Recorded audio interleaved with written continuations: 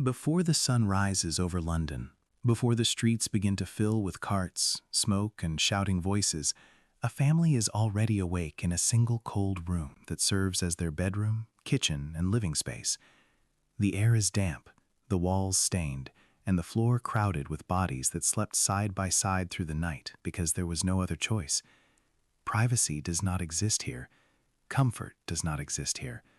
For the working poor of Victorian London, survival begins the moment their eyes open, and every day that follows is a quiet struggle against cold, hunger, exhaustion, and disease. The morning routine is simple, but not because life is easy. There is no bathroom, no running water, and certainly no hot shower. Washing is done with what was known as a stand-up wash, a small bowl, a jug of water, and a cloth. The water is often cold, sometimes painfully cold, and in winter it may even be partially frozen. Full baths are rare and usually reserved for special occasions, if they happen at all. Most people clean only the essential areas, the face, hands, neck, and perhaps the upper body, before dressing quickly, because the room itself is unheated and the cold settles deep into the bones. Clothing is not about fashion, but about endurance and respectability. Even the poorest families understand that appearance can affect how they are treated by employers, landlords, and society. A typical working-class person may own only one or two outfits, worn day after day, carefully repaired whenever the fabric tears. Layers are essential, not for style, but for warmth. Shirts, wool garments, coats, and worn boots are kept as long as possible, patched again and again until the original material is barely visible.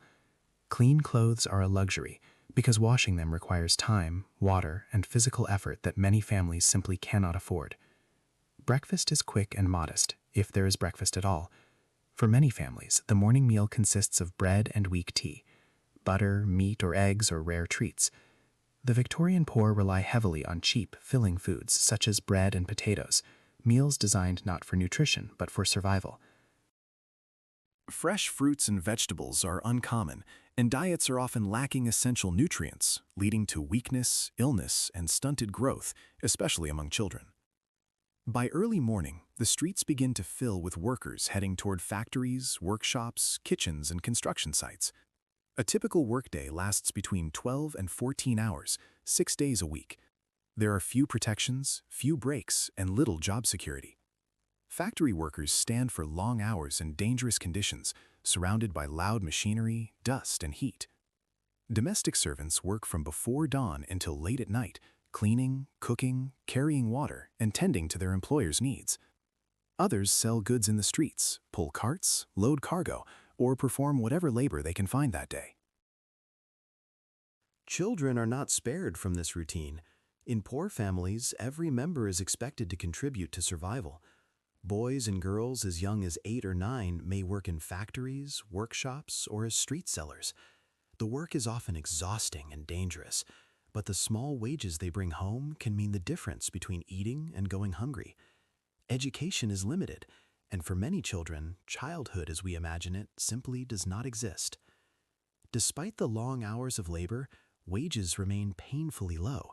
Most of a worker's income is spent on rent, leaving very little for food, clothing, or heating. Housing for the poor is often overcrowded and poorly maintained. Entire families may live in a single room, sometimes sharing buildings with multiple other families. Ventilation is poor, sanitation is minimal, and waste often accumulates nearby. Privacy is impossible, and sleep is frequently interrupted by noise, cold, or the constant movement of others in the same space. Outside, the environment offers little relief. Victorian London is a city powered by coal, and the air is thick with smoke and soot. Chimneys pour black clouds into the sky, creating a heavy smog that settles over streets and homes alike. Breathing the air itself becomes a health risk. Streets are crowded, muddy, and often dirty, with open drains and waste contributing to the spread of disease. Illness is a constant presence in the lives of the poor. Cholera outbreaks sweep through overcrowded neighborhoods, spreading rapidly through contaminated water. Tuberculosis, respiratory infections, and other diseases are common, made worse by poor nutrition and polluted air. Medical care is expensive and often out of reach. For many working-class families, sickness means lost wages, and lost wages can quickly lead to eviction or starvation. Life expectancy reflects these harsh realities. While the wealthy may live into their 50s or 60s, the average life expectancy for the poor in parts of Victorian London can be around 30 years. Infant mortality is high, and many families experience the loss of children at an early age. Death is not an abstract concept here. It is a familiar part of daily life. As evening approaches, workers return home exhausted. There is little energy left for leisure or comfort. The evening meal resembles breakfast, simple, filling, and repetitive, often bread, potatoes, or thin soup. Light comes from candles or gas lamps if the family can afford them, and heating is limited to small coal fires that must be used sparingly because fuel is expensive. When night falls, the family prepares to sleep in the same crowded space where the day began. Beds are shared, sometimes by multiple people, and in the coldest months, everyone sleeps close together for warmth. Tomorrow will be the same as today. The same work, the same food, the same struggle. Because for the working poor of Victorian London, life is not about progress or comfort. It is about endurance. Looking back from the modern world, it is difficult to imagine living this way, without running water, reliable heat, medical care, or basic security. Yet for millions of ordinary people in Victorian London, this was not an exception. It was everyday life. Their world was harsh, uncertain, and often unforgiving.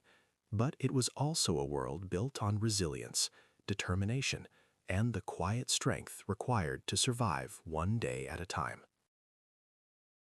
Okay, that's it for today, guys. Thank you for watching, and see you in the next video.